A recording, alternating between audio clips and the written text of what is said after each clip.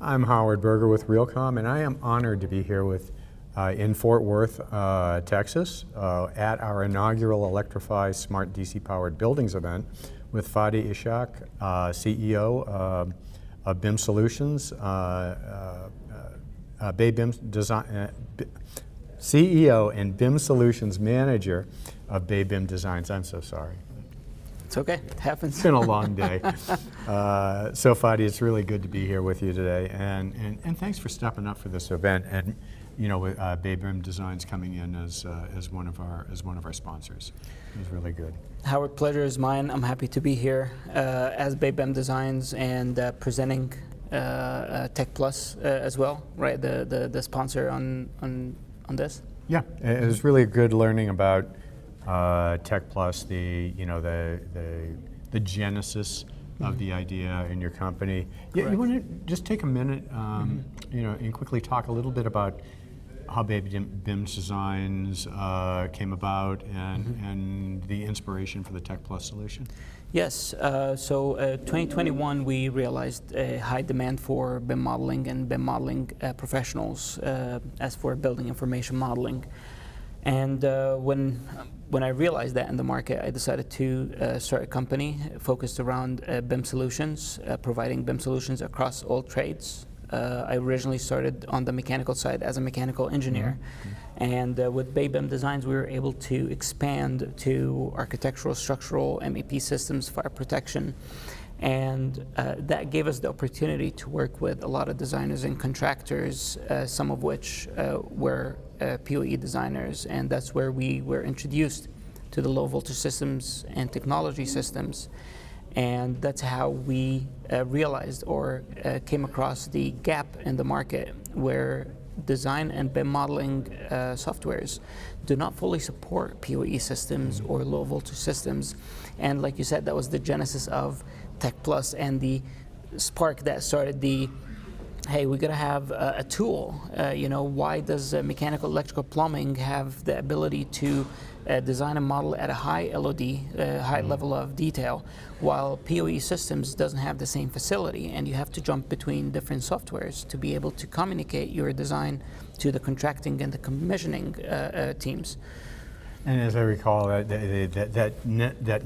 necessity, or that discovery of the gap, in the technology was kind of born of some work that you were doing, with Farouk over at Sinclair. Correct. So Sinclair Digital has contracted us to basically build a BIM library for their devices, basically 3D models of the devices they're using for their systems.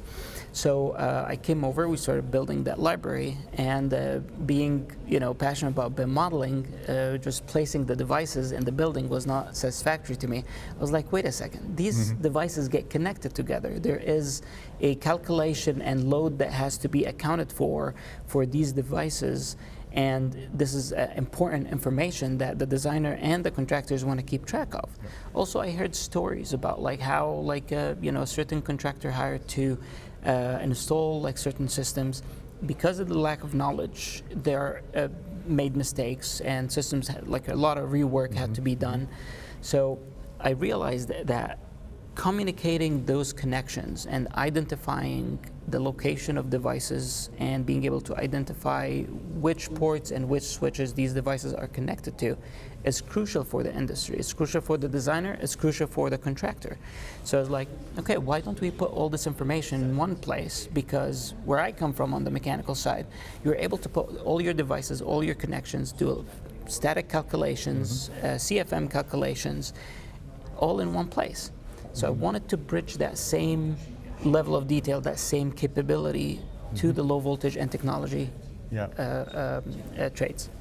So I think you touched on a few of the challenges that low voltage designers have to face when they're designing and trying to implement a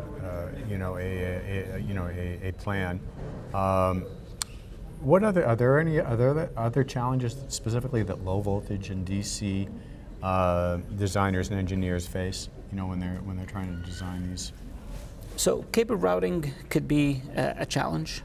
it can be easily overlooked because people think if two devices are connected, then we're good to go. However, with especially high-rise buildings or big infrastructure, you have multitude of cables being run for these systems, and these cables need to be coordinated with other trades like mechanical, electrical, plumbing, and so forth. Also, you have recommendations and specifications by like IEEE, for example, on how long your wire can be before you start experiencing a voltage drop. And you track that in the model? Correct, yes. So TechPlus, by marrying the topology of the network to the BIM model or the 3D model, we're able to track the length of the wire, and then we can set like alerts for it to give us warnings when the cable length goes beyond a certain number.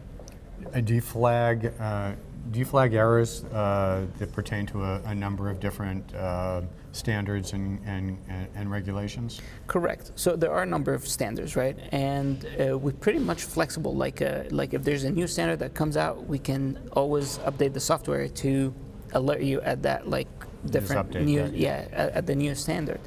And that applies for POE systems, apply for fire alarm systems. Basically, every wire you're extending over a certain distance or length is going to have a voltage drop once you go beyond that number, that specification, based on the gauge of the wire and so on and so forth. I mean, do you get down to the detail of connectors and terminations and connectors? Correct. So, and that's where the network topology comes into play, because utilizing the network topology, we're able to define which device is connected to which port, to which switch, right? And that is important in the commissioning phase. It's important in your facility maintenance time, right? So in commissioning, you're able to communicate to your contractors and the construction team how they're going to deploy that system, how they're going to build those connections, the material they're going to be using, and how they're going to do it.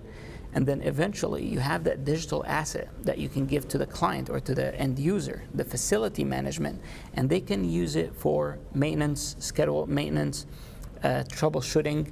If they face anything going on with the system, they're able to access that digital asset and define the location of this device and which port it's connected to, and then you can troubleshoot with it.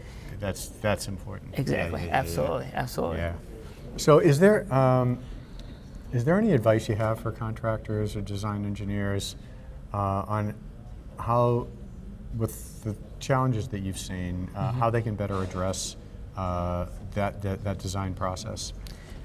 Very good question, Howard. And I'm a big advocate for BIM modeling. I find that a well-built BIM model is a gold mine for everybody, the designer, the contractor, the end user.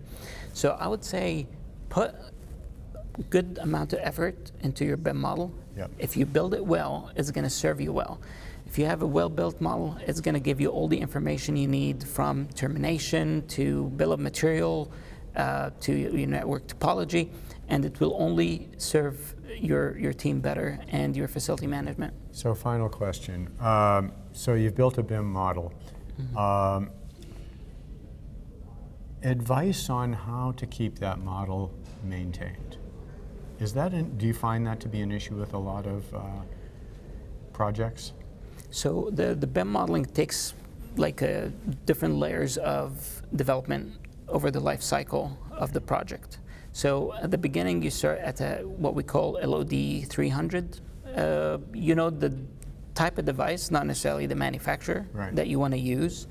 Your designer goes in and they establish, your, let's say, broad lines of your connection or your design. And then when it goes to the contractor side, it gets even more detailed, where you're getting into like fabrication, specifications, which devices exactly are you purchasing, what manufacturer and what capacities it has. And that part is very crucial, because there's a lot of verification of a specification that's going to happen at that layer to say, yes, the devices determined or devices decided will deliver the power expected, right? So it's a live model that develops it's a dynamic, over time. Ongoing, yeah, Exactly. It has to be maintained. Exactly. The final layer to that is what we call the as-built, and this is basically you went out on site, you start doing construction, and for some reason you encountered something that requires you to make some changes. So you make that determination, you make those changes, and then you go back and you reflect that on your model, because after you complete the commissioning of the project, you want to take that digital asset and deliver it to the client, because that's a digital asset, and that's what a lot of people would take and put on like a tandem, Autodesk Tandem, for example, for what people call digital twin. Digital twin means your digital asset is a twin of your physical asset. It's an exact replica of what you've built. So if you want to have a digital twin, you got to put in the work to build an accurate BIM model. So the BIM model is the basis for an accurate digital twin. Absolutely. I could talk about this for hours. Absolutely. I'm fascinated with the topic. Unfortunately, we're out of time, but this has been a great conversation, and I really want to thank you for your presentation today. Thank you for having the case me. study on MARTA, and just being there and supporting the event. So I know we'll be seeing each other Absolutely. again in the future at future events. So with that, we're gonna wrap it up.